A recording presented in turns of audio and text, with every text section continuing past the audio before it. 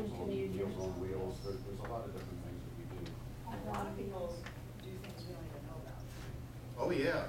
That's one of the things I'm discovering. I relate to in my work for the bishop, I relate to the social and global outreach committees, World Hunger and Church and Society, County Diocese, Global Mission. And one of the things that we've been talking about in all of those committees is, wouldn't it be great just to get just little snippets of information that we can share with the rest of the congregations in the synod, to be the conduit to say, here's what other congregations are doing. Maybe it's something you might want to try, or here, to link people together, to network, get people to network together. So trying to learn about those things, like you said, there's stuff going on there that is great we don't even know about.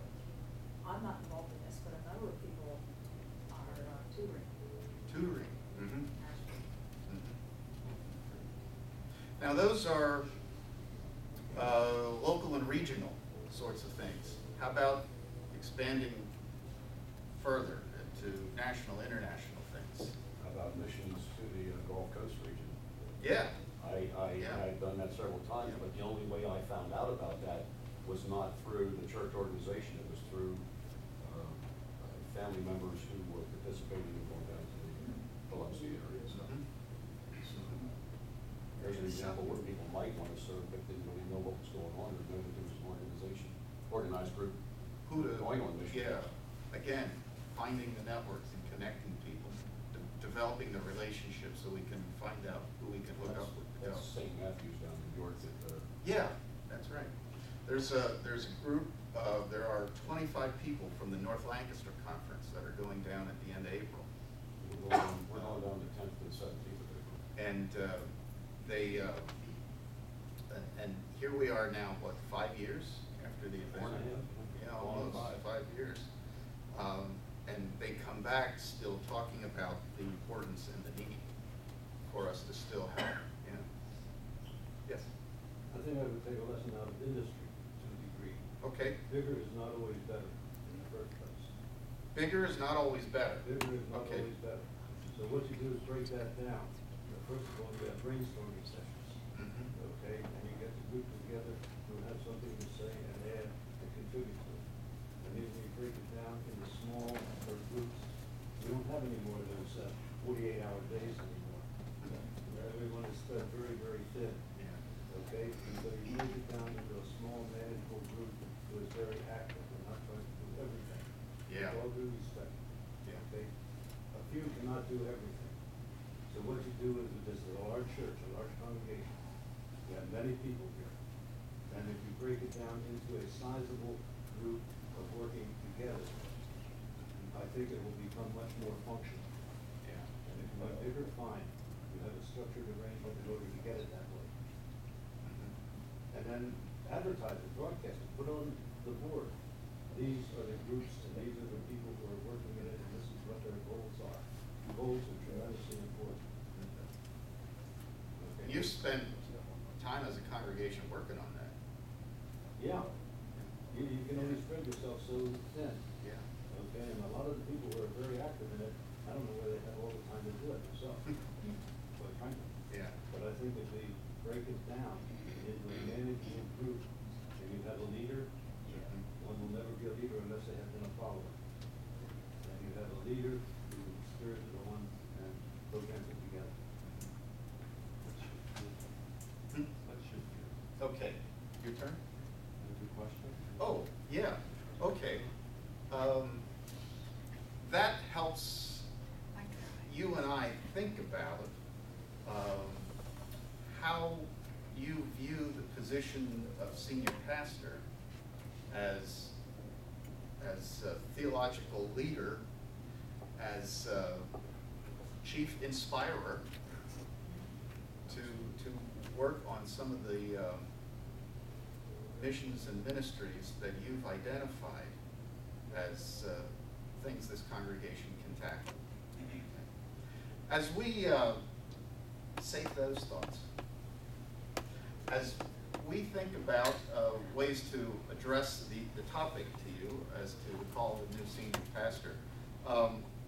We thought we might go next to finding out, are there any questions up front regarding this whole topic that we could perhaps write down and either answer now or take back and get the answer for you, that sort of thing. So any assumptions or questions heading into the process? And let me chime in just quickly.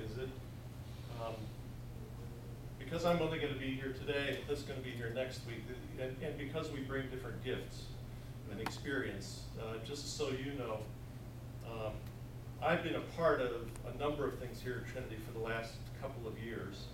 Cliff's relatively new.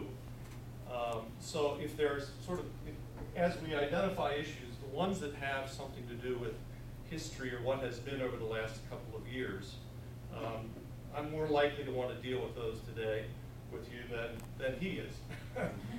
Things that have more to do with the mechanics and other things relating to the call process, he's probably going to be dealing with more next week. And if there are things that fall in between, we may both do them today. Right. So there was a hand here, and then there's a hand back there, Cliff. So, okay.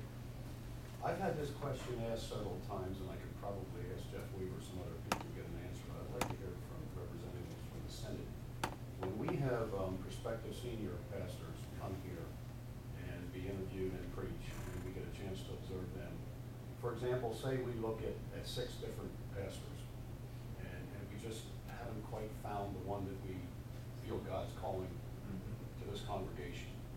But after we go through this process for a while, we say, you know, number 2 was probably the best out of the group. My question is, if we move beyond one prospective new senior pastor, and we just say, well, we're sorry, we just don't feel that this is the right match or mix for us, you can't go back, can you? We'll get to that. Okay. We're just going to collect the questions right now so that we can make best use of the time today and next week. In the back, yes. Question I have is directly related to planning. We're entrenched in the process of looking to call a new senior pastor. The question is in your experience, other churches of our size and scope in a very similar situation that we are, how have they handled planning? There are certain things that we're trying to forecast out for the future of this congregation, and there's some resistance being met in terms of we can't do any of that until we call a new senior pastor. Oh, okay. So I'd like to know how you folks address that and what your thoughts are on that.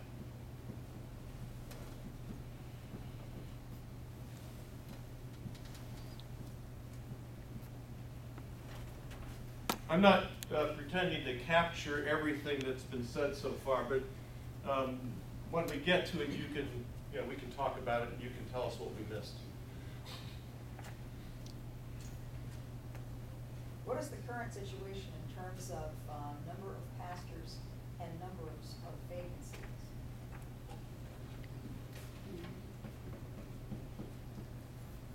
The mathematical ratio, which is really convenient. You're asking this on Pi Day. Today is 3.14. Thank you, Cliff. I hadn't even thought about it. Just that one's just for you. You're welcome. So pi equals pi r squared. Circumference equals Circumference. Which is a ratio. Yeah. I'm being picky about not using a piece of language that you used, and this isn't about you. This is saying something about me and us. But we're trying these days, and I mean these years recently, not to use the word vacancy because you're not vacant. I mean, you have a pastor. He happens to be your interim senior pastor, but it really is a picky point. And since I know her a bit over the last few years, I figured I could do that. And she'd talk to me later if it was a problem. But I didn't think so. It was another. Jack? My question would be, there are very few churches as large as our church. So when you call a pastor, does that have something to do as far as how large of a congregation they're already involved in, or is a pastor able to adjust from, say, a 500